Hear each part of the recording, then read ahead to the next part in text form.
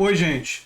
Bolsonaro resolveu tretar com a Anitta. Depois que a Anitta declarou voto no Lula, ele ficou meio chateadinho e resolveu atacar a Anitta em um novo vídeo que eu vou aqui mostrar para vocês e vou rebater uma quantidade bem grande de bobagens que ele disse em apenas 1 minuto e 6 segundos, né? A gente vai rebater aqui. Em outro tópico, eu fui convidado para participar de uma live no DCM. Às 4h30 tem uma live no DCM com o Gustavo Mendes. Eu vou entrar às 5h30. É provável que o Gustavo Mendes ainda esteja lá, o Pedro Zambarda. E me sinto muito honrado de ter participado, de ser convidado. E agora eu peço a vocês que assistam essa live no DCM, participem, enfim. Eu agradeceria muito contar com a presença do meu público lá na live no DCM. Foi um convite muito gentil do Pedro Zambada e vai me dar a oportunidade de agradecer ao Gustavo Mendes, né, pela terminologia do debosta que eu tenho utilizado aqui, e, claro, veio dele, né? Enfim, vamos assistir aqui o vídeo do Bolsonaro e eu vou pausando e rebatendo cada uma das bobagens que ele vai falando, né? Mas vamos ouvir. Que Eu vi a internet. Eu vi a Anitta cobrando do Lula, né? Eu tô te dando o maior apoião, libera a maconha aí, Lula. É o limite dela, né? Bolsonaro tá achando que a Anitta de fato pediu para legalização, né? O Bolsonaro tá achando que os jovens vão concordar com ele nesse tema? Os seguidores da Anitta? Eu acho que os seguidores da Anitta estão com a Anitta e querem a pressão nessa direção. E tem muita gente da esquerda, como eu, viu, Bolsonaro, que não tem nenhum interesse em utilização de entorpecentes, mas que defende sim a descriminalização e entende que a guerra às drogas foi um gigantesco fracasso e que tem que ser tratada como uma questão de saúde pública e as pessoas que usam como pessoas que têm dependência química, que precisam ser ajudadas e não criminalizadas. Então, você pode estar vivendo numa ilusão de que essa postura sua conservadora é popular, mas fora do cercadinho não é muito popular não. Entre os seguidores da Anitta, eu acredito que os seguidores estão com ela.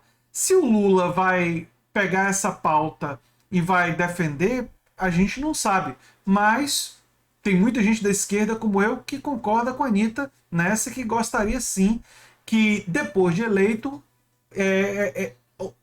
a sociedade brasileira tivesse uma discussão sobre essa questão e que pudesse caminhar na direção que Portugal, por exemplo, caminhou e que outros países caminharam. Né? É uma decisão importante para evitar a criminalização das pessoas que têm dependência química. Mas, enfim, a sua ignorância e o seu preconceito aparece mais uma vez nesse episódio. Né? E você está muito equivocado se você pensa que os seguidores da Anitta estão com você. Mas vamos continuar ouvindo. Assim como eu vi outro vídeo dela também, mandei pro Paulo Guedes, né? Paulo Guedes, cuidado, você vai perder teu emprego aí de ministro da Economia. Ela começa o seguinte, né? Você sabe que é oxigênio? Se não tiver, você morre. Não adianta você ter uma economia bastante forte se você vai morrer por falta de oxigênio. Então mandei pro Paulo Guedes aí estudar. Ele disse que mandou pro Paulo Guedes. Ele tá querendo ser engraçado, né? Como se o Paulo Guedes fosse perder o emprego, o que, aliás, deve acontecer, sim, no final desse ano, né? Ele e você, Bolsonaro, devem perder o emprego, né? No final desse ano, né? Já em outubro, já começa a anunciar essa sua derrota. Mas, enfim, a Anitta tá corretíssima e tá falando sobre a pandemia. O oxigênio para as pessoas, defender a economia acima da vida das pessoas durante um período de pandemia é um absurdo. Foi um absurdo feito pelo seu governo, porque você defendeu imunidade de rebanho, você defendeu contaminação para que, teoricamente, o vírus passasse mais rápido. O que isso produziu foram variantes do vírus e produziu mais falecimentos no Brasil. Foi um crime monstruoso que o seu governo cometeu contra a população brasileira. Nós vimos o resultado dessa experiência nefasta em Manaus. Manaus fez o que o Bolsonaro defendia. Defender a economia, ou seja, defender a imunização de rebanho, ou seja, todo mundo se contaminar, para, teoricamente, a imunização natural fazer com que o vírus passasse mais rápido. Isso foi testado em Manaus, isso foi testado por aliados seus pelo Brasil. E qual foi o resultado? aumento gigantesco de falecimentos, destruição da economia desses lugares, não ajudou a economia, e novas variantes que mantiveram o Brasil mais tempo convivendo com o vírus e, por isso, mais problemas econômicos. Isso gerou. Então, Bolsonaro, você não salvou nem a economia, nem a saúde das pessoas. E era fundamental ter buscado oxigênio, ter buscado vacinas. Mas o governo Bolsonaro foi contra a vacinação infantil e não foi atrás das vacinas. Aliás, ignorou os e-mails da Pfizer, que poderiam ter salvo milhares de vidas. É incrível a quantidade de bobagens e absurdos que o Bolsonaro diz por segundo, mas vamos continuar ouvindo e rebatendo. Tomar cuidado que está em risco aí o emprego dele. Essa é a Anitta. Essa é a Anitta, que tem uma influência sobre jovens. Tem, a gente reconhece aí. E o que eu faço para os jovens da Anitta? Eu estou garantindo a liberdade de vocês. Ameaçando golpe?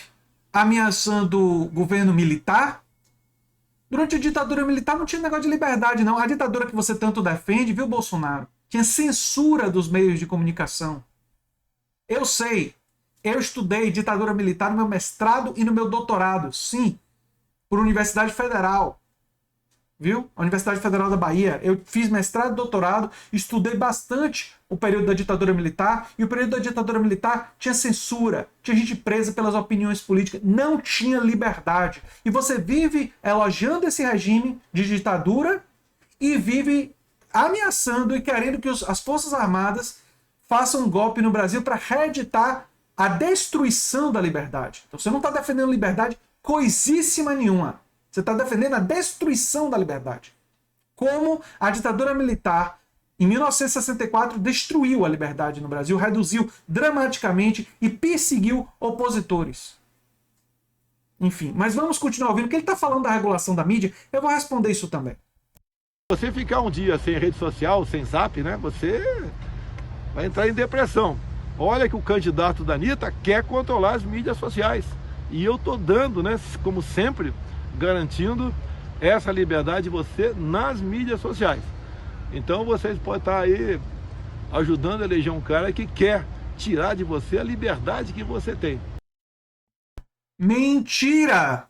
O projeto de regulação da mídia nunca quis tirar a liberdade das pessoas. Isso é uma mentira deslavada. Vamos lá, aqui ó, tem esse artigo, vocês podem ver, vai estar no comentário fixado, né, o projeto de regulação da mídia elaborado no governo Lula, e tem lá embaixo, eu vou ler aqui para vocês.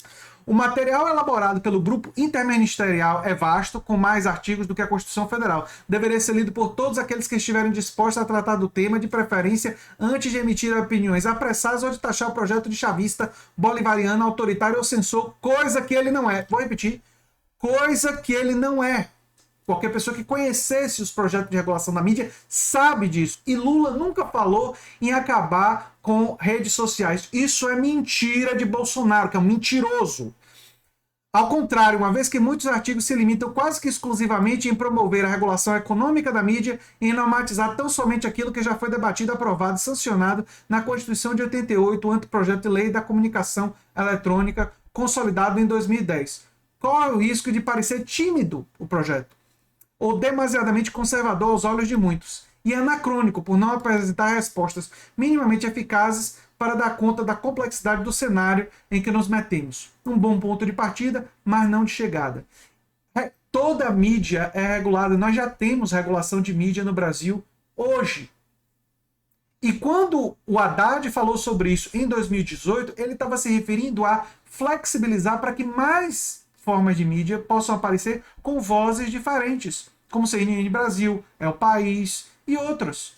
BBC Brasil, enfim. E a regulamentação, regras, inclusive nas redes sociais, o que o Bolsonaro não quer é uma regulamentação, regras. E devem existir regras em todas as redes sociais, mas isso não significa censura. Aliás, quem produziu censura violenta, quem perseguiu opiniões divergentes, foi o regime que o Bolsonaro é viúvo, ou a viúva, né? O regime da ditadura militar, que ele vive elogiando e dizendo que não existiu. Enfim, essa é a realidade. Vou deixar inclusive um outro artigo sobre isso no comentário fixado, né? para vocês darem uma lida e começarem a desconstruir essas mentiras que o Bolsonaro costuma dizer. No mais, eu convido vocês a participar da live em que eu fui convidado, e que é uma grande honra para mim, estar com Pedro Zambarda e com Gustavo Mendes na DCM. A minha participação deve começar às 5h30, a do Gustavo Mendes deve começar às 4h30, vocês podem já ir assistindo o Gustavo Mendes, né? E, enfim, é uma grande honra para mim estar participando dessas lives, e se vocês quiserem eu posso voltar, inclusive, estou pensando em voltar a fazer lives aqui no canal para estimular essa comunicação com vocês também. Mas enfim, gente, era isso. Um abração e até o próximo vídeo. Tchau, tchau.